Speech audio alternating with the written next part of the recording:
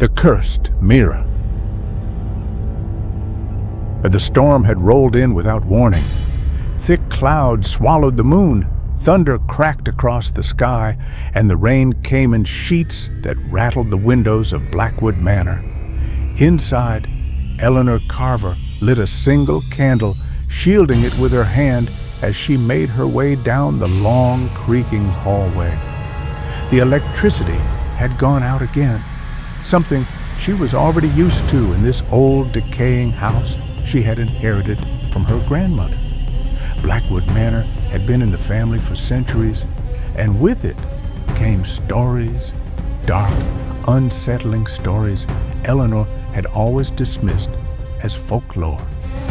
Her grandmother used to whisper about a mirror kept in the attic, a mirror said to be cursed. Eleanor remembered being a child, listening in wide-eyed fear as her grandmother warned, "Never look into it when you're alone. The mirror remembers every soul that gazed upon it, and it never lets go."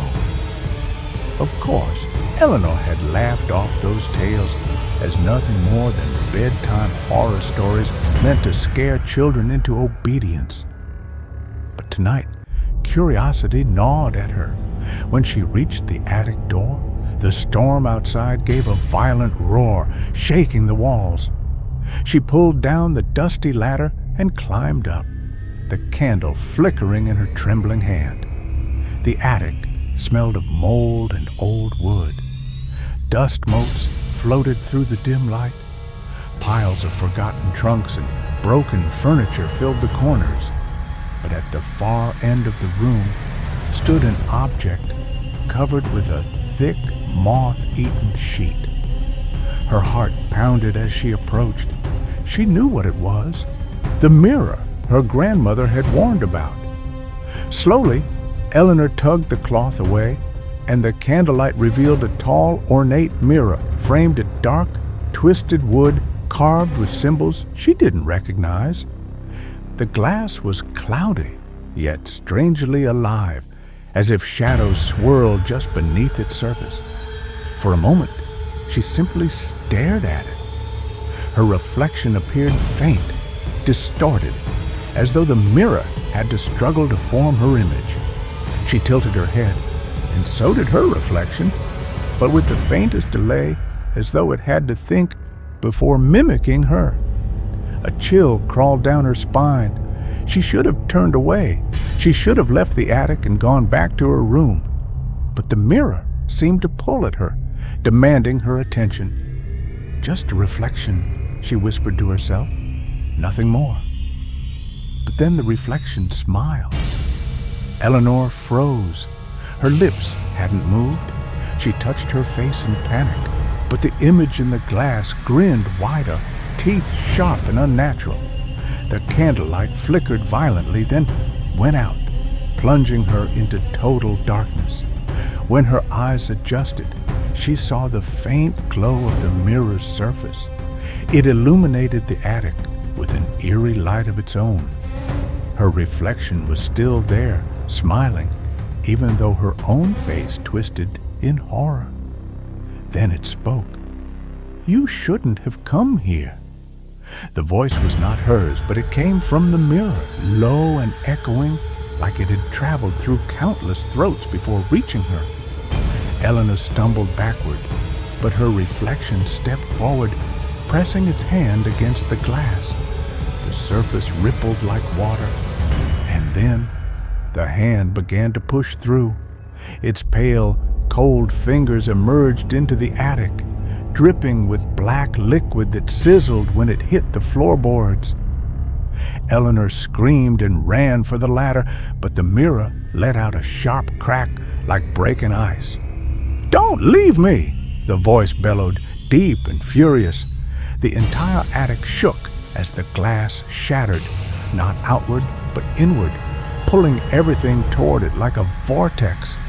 Loose papers, dust, and even pieces of furniture were sucked into the mirror. Eleanor clung to a beam, her legs flailing as the force tried to drag her in. But then, as suddenly as it started, the pull stopped. The attic went silent. When she dared to look back at the mirror, it was whole again. Her reflection stood inside it, breathing heavily, gripping the frame from the other side, and to her horror, the reflection was no longer mimicking her. It moved on its own, eyes glowing faintly red. "You belong to me now," it whispered. The next morning, Eleanor's neighbor, Mr. Whitmore, stopped by the manor. He had promised to check on her during the storm. When he knocked, no one answered. He entered through the unlocked door, calling her name. The house was silent, except for the faint dripping of rainwater from the ceiling. He wandered upstairs, eventually finding the attic door ajar. Slowly, he climbed up. There, standing before the mirror, was Eleanor. She turned her head slowly toward him, her smile stretched too wide, her eyes empty. "Eleanor?" he asked nervously. She raised her hand in a stiff, unnatural wave. The mirror behind her shimmered faintly, and in its surface, he saw something terrible. Another Eleanor, trapped inside, pounding on the glass, her mouth open in a silent scream. Part 2. The History of the Mirror. The Cursed Mirror's story didn't begin with Eleanor.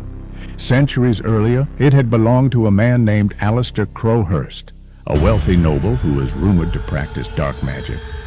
He commissioned the mirror from a mysterious craftsman who carved symbols into its frame, symbols said to bind spirits. Alistair used it to trap the souls of his enemies, condemning them to eternal torment within its glass. For years, he remained powerful and feared, but eventually, his greed consumed him.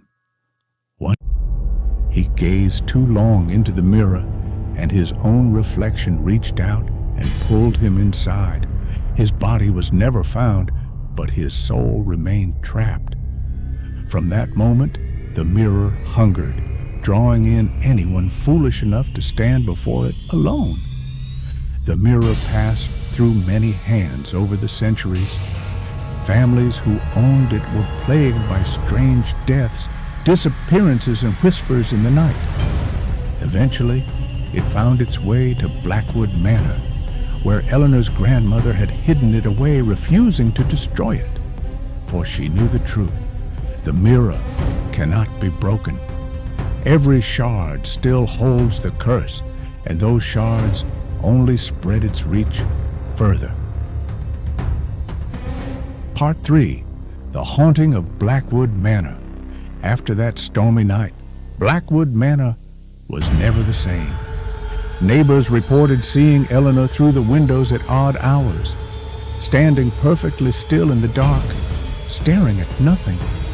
Children swore they heard voices calling their names when they passed by the house. Dogs refused to go near it, growling and whimpering at the gates. And then appearances began. First, it was a delivery man, then a curious teenager who snuck in on a dare.